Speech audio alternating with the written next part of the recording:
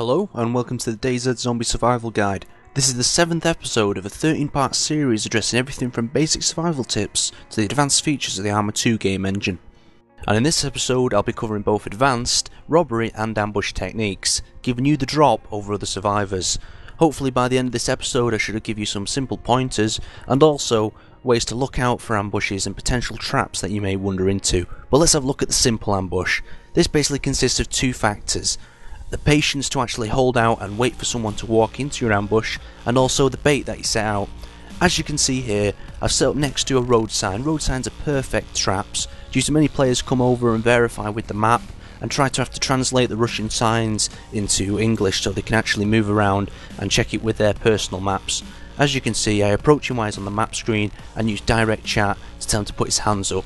Obviously this player has his keys bound so he knows what he's doing. Other players that don't speak your language and don't have the keys bound, make sure you try to get them to face away from you. If they turn you away with a weapon at all, you don't have to waste them. It's not worth risking it for yourself. Obviously once they've dropped the weapon, tell them one of two things. Obviously you can shoot him, but I think that's just rather cruel. I'd rather send them on the way and tell them to walk in that direction for just 2 or 3 minutes so you can collect the equipment and walk away yourself. As you see here, he's ran off. He's probably going to get a bit angry. He's probably raging inside, so we don't really want to bother him anymore. We want to take his equipment and we want to get out of here as soon as possible so he doesn't come back with any friends or with another weapon to try bumping us off. Right, let's have a look at the next little thing here. This is called the candy trap.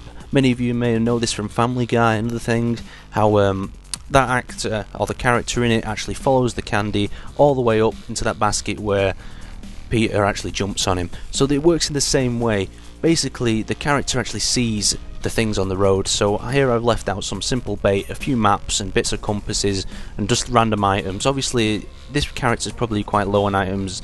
He looks like he's not really worth robbing, to tell the truth, but then I realise he has an AK, and at the moment my friend is on the way here and he's got no equipment at all, so the best thing I can do is take this guy out and gather his equipment.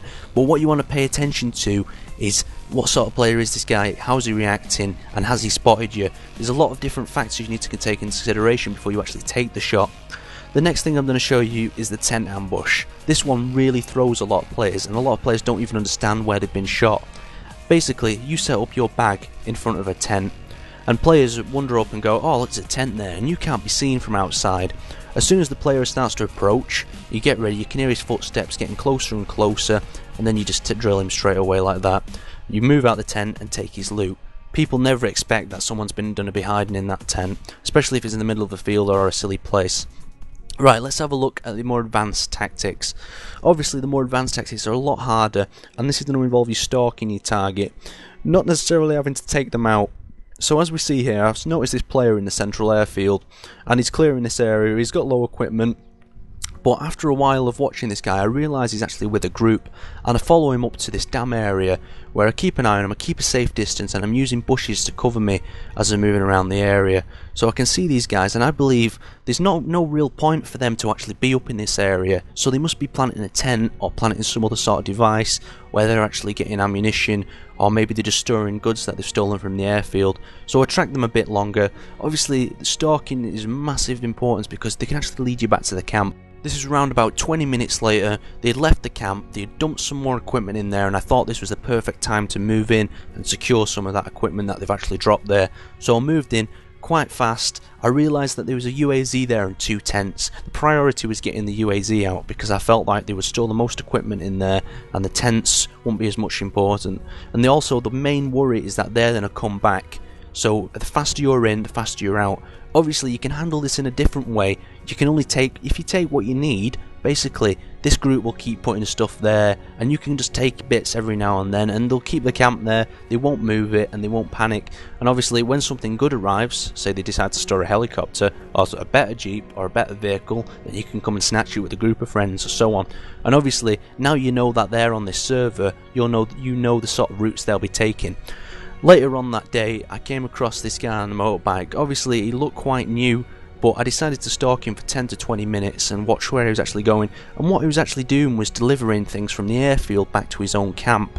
So I set up on his main route, so after he drove past this barn I drilled him and took his bike and took his equipment, but what you didn't see is actually I found his camp and found of his emplacements and so on, so basically I can actually move back to that location at any time and actually take his equipment, and I know his main route of travel. So in a period of an hour or two, I've found out where 2 major groups are operating from. Let's take a look at the next factor. This is bottleneck ambushes. Basically, this is one way in, one way out.